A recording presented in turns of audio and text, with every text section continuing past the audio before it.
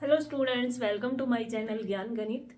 देखो, हमारा चैप्टर 13 चल रहा था और ये क्वेश्चन है प्रीवियस ईयर पेपर में आए हुए 2023 में क्वेश्चन आया हुआ है 1 नंबर में। MCQ, the circumference of a two circle are in the ratio. दो सर्कल दिए हुए हैं, उनकी सर्कमफ्रेंस का रेशियो दिया हुआ है 4:5। 4:5 दे दिया। वो कह रहे हैं कि आपको बताना है कि उनकी रेडियस का रेशियो। अब देखो, यहाँ से रेडियस का रेशियो पूछ रहा है वो। इस किस्म को बढ़ा के भी दे सकता है रेडियस, या एरिया का रेशियो भी पूछ सकता है। तो आपको कंसेप्ट ध्यान में रहना चाहिए कि क्या करना है हमें। पहले तो सर्कमफ्रेंस जो होती है वो क्या होती है, 2πr। दो सर्कल हैं, दोनों सर्कल की सर्कमफ्रेंस का रेशियो दे दिया उसने 2π 4:5। भाई पहला सर्कल होगा, उसकी हमने 2πr, उसको नाम दिया है r1। उसकी रेडियस, दोनों की रेडियस डिफरेंट होगी, दोनों की रेडियस अलग अलग होगी। तो दूसरे की जो रेडियस है हमने उसको नाम दे दिया r2।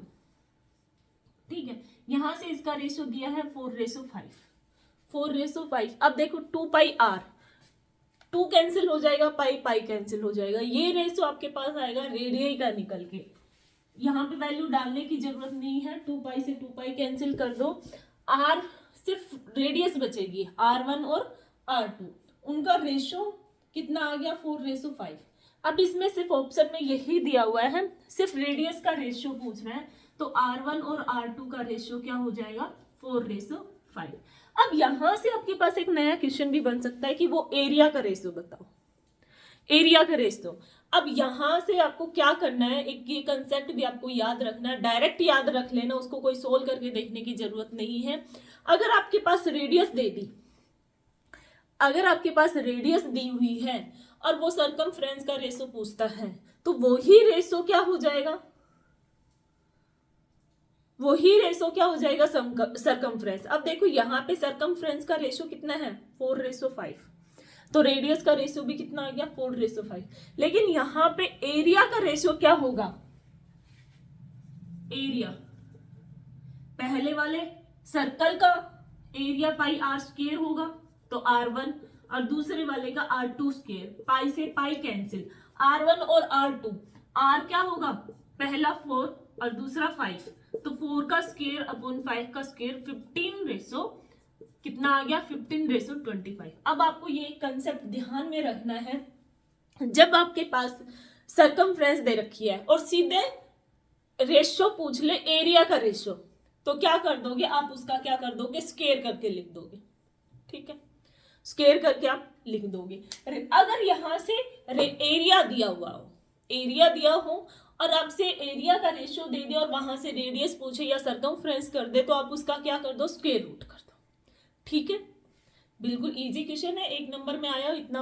इतना कोई टफ क्वेश्चन नहीं है, लेकिन आपको याद रखना है, मैं एक छोटा सा कंसेप्ट यहाँ पे बताया है कि अगर आपके पास रेडियस दे रखे, आप उसका डायरेक्ट स्क्वायर कर दो, वो आ जाएगा एरिया का स्क्वायर आ जाएगा, वो एरिया का रेशियो आ जाएगा। अगर सर्कमफ्रेंस पूछा है तो उसी का रेशियो, रेडियस का ही रेशियो लिख दो, वो क्या हो जाएगा, सर्कमफ्रेंस का रेशियो। अभी देखो एक नेक्स्ट क्वेश्चन और है जो प्रीवियस ईयर पेपर में आया हुआ है।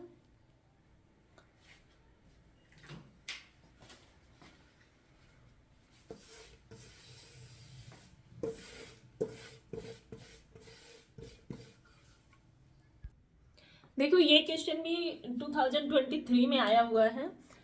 A solid is in the shape of a right circular cone is surmounted a hemisphere. The radius of each of them being 7 centimeter and the height of a cone is equal to its diameter. क्या कह रहे हैं कि जो radius है वो hemisphere की भी और कोन की भी रेडियस कितनी है, 7 सेंटीमीटर है, और डायामीटर क्या दे दिया, जो हाइट है कोन की, वो हाइट किसके इक्वल है, diameter of the circle. Find the volume. देखो ये क्वेश्चन आपको सिर्फ फॉर्मूला याद होना चाहिए इन क्वेश्चन के लिए। अब स्टेटमेंट पढ़ के उसकी हाइट और रेडियस आप देख सकते हो, बिल्कुल इजी क्वेश्चन है, सिर्फ कैलकुलेशन आपको करनी होती है। यहाँ पे देखो एक कोन है, राइट सर्कुलर कोन है ये, और यहाँ पे वो हेमिस्फीयर है, आप कैसे भी सरमाउंटेड बाय हेमिस्फीयर। अब आपको पता होना चाहिए कि वॉल्यूम हेमिस्फीयर का कितना होता है और कोन का कितना होता है। अब यहाँ पे दोनों की रेडियस कितनी है, 7।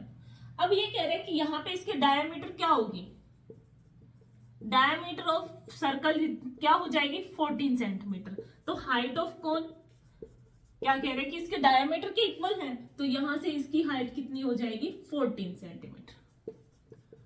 अब वॉल्यूम कोन का क्या होता है, volume of cone plus volume of hemisphere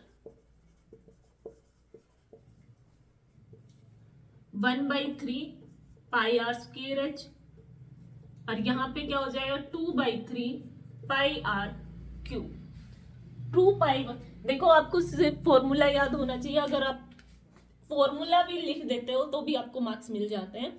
formula सही होना चाहिए। यहाँ पे हेमिस्फीयर का फॉर्मूला, वॉल्यूम क्या होता है हेमिस्फीयर का वॉल्यूम 2/3 पाई आर क्यूब, और वॉल्यूम ऑफ कौन क्या होता है 1/3 पाई आर स्क्वायर एच।